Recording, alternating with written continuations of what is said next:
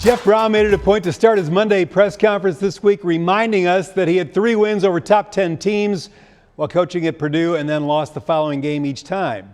No doubt reminded his players of that this week, as U of L hoped to avoid a letdown after last week's win over Notre Dame. Cards converted on their opening drive. Jack Plummer to Chris Bell, then Jawar Jordan, who played sparingly. Maurice Turner, Isaac Garendo getting more action. Garendo a pair of short touchdown runs in the first half. U of L up 21-14. Pitt got the lead and then added to it on this. Jamari Thrash knocked off his route. MJ Devonshire gets the pick. Gone the other way, 86 yards to put the Panthers up 31-21 late in the third. It was ugly in the second half. First loss for Louisville, 38-21. Pitt. Dalton Godby and Rick Bozich join us live for some post-game thoughts. Louisville was outscored 24-0 in the second half. That ultimately led to their demise. Here in Pittsburgh, Pennsylvania, against the Panthers, what happened? Well, it wasn't just turnovers. It was really bad turnovers, Dalton. A fumble on a sack near the red zone, an 86-yard interception for a touchdown out of the red zone, another interception in the red zone. 4 other times they fumbled the ball and recovered it, so they could have had more turnovers than that, and they didn't force any turnovers from Pitt. Then you toss in the fact that Jawar Jordan didn't play the last 3.5 quarters because of a hamstring injury. I think you also add the fact that this team inevitably was still, not able to get to the same level of emotion or concentration that they had last week after they beat Notre Dame. There were a lot of injuries aside from Jawar Jordan. We saw players walking around on the sideline going back to the locker room. Louisville was without some key players in the second half. Yeah, in addition to Jordan, Jarvis Brownlee, their best quarterback, did not play, so they had to do it without him. Jamari Thrash played with a bad hand.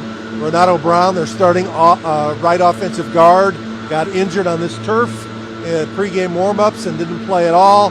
So you take out 3 starters, it's tough to beat a team, especially when you make 3 turnovers. Last week, Rick, you wrote an article, a column, talking about how when Jeff Brohm was at Purdue, after his 3 biggest wins there, he followed them up with losses.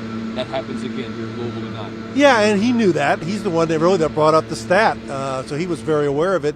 I'm not really sure how much that was a factor tonight, because they started the game okay. I mean, they were in control in the first half of the game. Then the injuries mounted, and the offense really stalled. Just a lot of dropped balls, a lot of incomplete passes, really no running game in the second half. They got away from it. And Pitt, as we talked about ahead of time, is a desperate team. They lost 4 in a row. This would have been 5. It puts them close to out of range for a bowl game, and they played like a desperate team and won the game. And when we heard from Jeff Brohm after the game, he took accountability for what happened here tonight. Well, we got beat today, and I'll take the blame for it. I'm the head coach. So you think you have your team ready to play, you think you've covered all the bases and made sure they understood what's happened before in the past with me. And you talk about it and you address it, but obviously it wasn't enough. So, I got to do a better job of getting us ready to play.